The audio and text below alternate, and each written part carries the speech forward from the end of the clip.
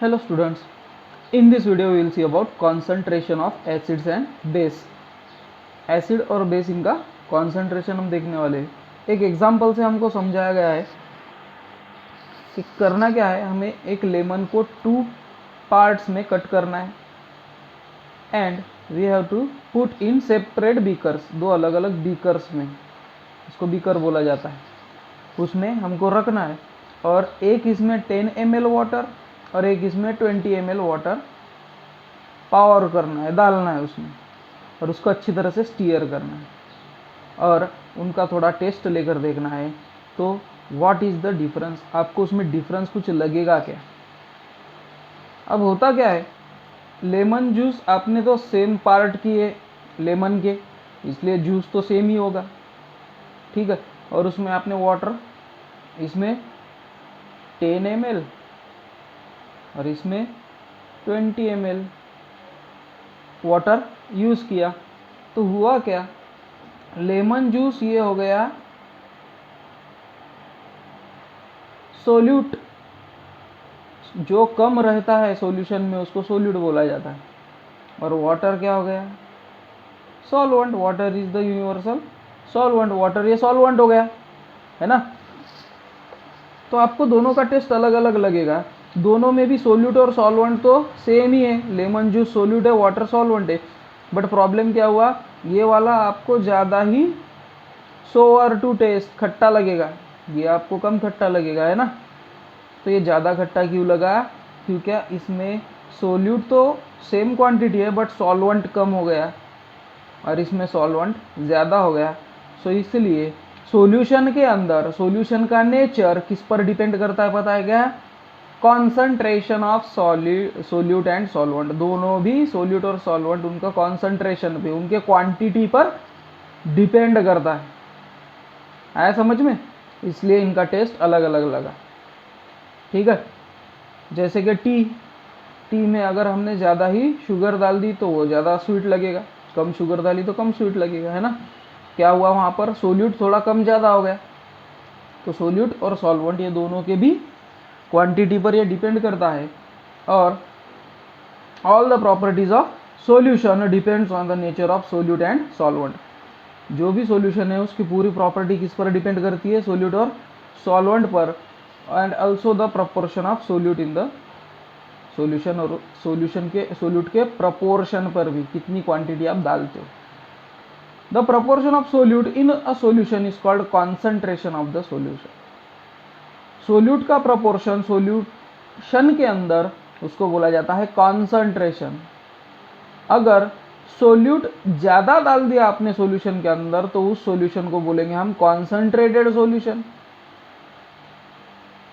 और अगर सोल्यूट हम कम डालते हैं, कम यूज़ करते हैं सोल्यूट को, तो उसको बोला जाता है डाइल्यूट सॉल्यूशन। जैसे कि ये ऊपर के ही एग्जांपल में दिया गया है, यहाँ पर सॉल्यूशन में सोल्यूट जितना है उतना ही है बट सॉल्वेंट कम हो गया, तो ये हो गया concentrated.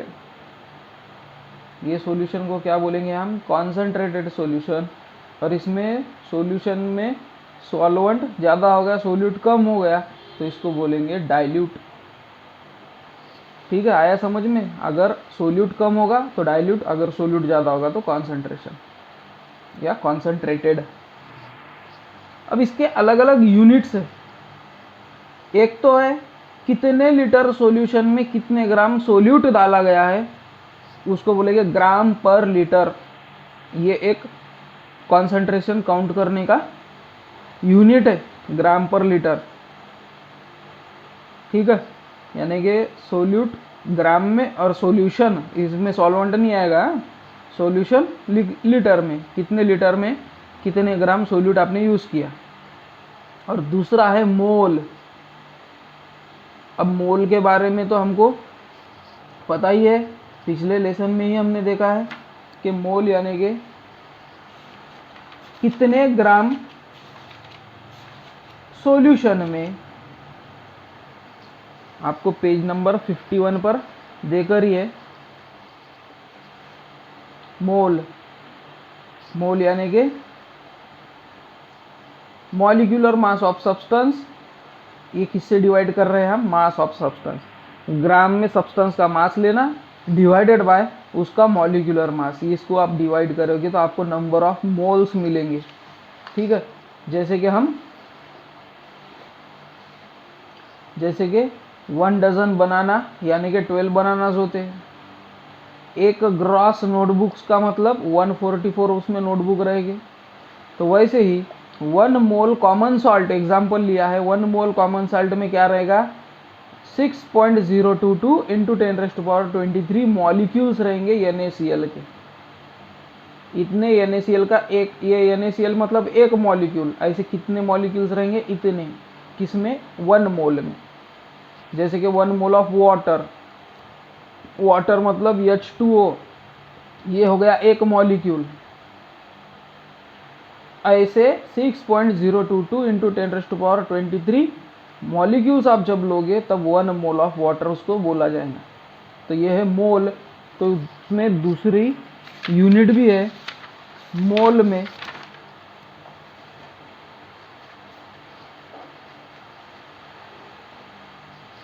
The second unit is number of moles of the solute dissolved in 1 liter। 1 litre के सॉल्यूशन में कितने मोल्स है सोल्यूट के, और इसको मोलैरिटी भी कहा जाता है। ठीक है, मोलैरिटी ऑफ सॉल्यूशन यानी कि number of moles of solute dissolve in 1 litre of the solution. 1 litre solution में कितने मोल्स है सोल्यूट के, उसको बोला जाता है मोलैरिटी। जैसे कि एग्जांपल NaCl, इसको ब्रैकेट में रखा गया है, बॉक्स ब्रैकेट में, इज इक्वल टू 1। इसका मीनिंग क्या है कि कॉमन साल्ट की मोलैरिटी है 1 मोलार। ओके, उसके बाद को टेबल भी दिखाया गया है। अब ये टेबल को फर्स्ट हम सॉल्व करके देख लेंगे, इसको समझा देता हूँ मैं आपको कि फॉलोइंग टेबल आपको कंप्लीट करना है। इसके नंबर से ABCDEFGH ऐसे कॉलम्स है। तो सबसे पहले हमको सोल्यूट दिया गया है, जैसे कि देखो सोडियम क्लोराइड, इसका मॉलिक्यूलर फार्मूला है NaCl, मॉलिक्यूलर फार्मूला देकर ही आपको।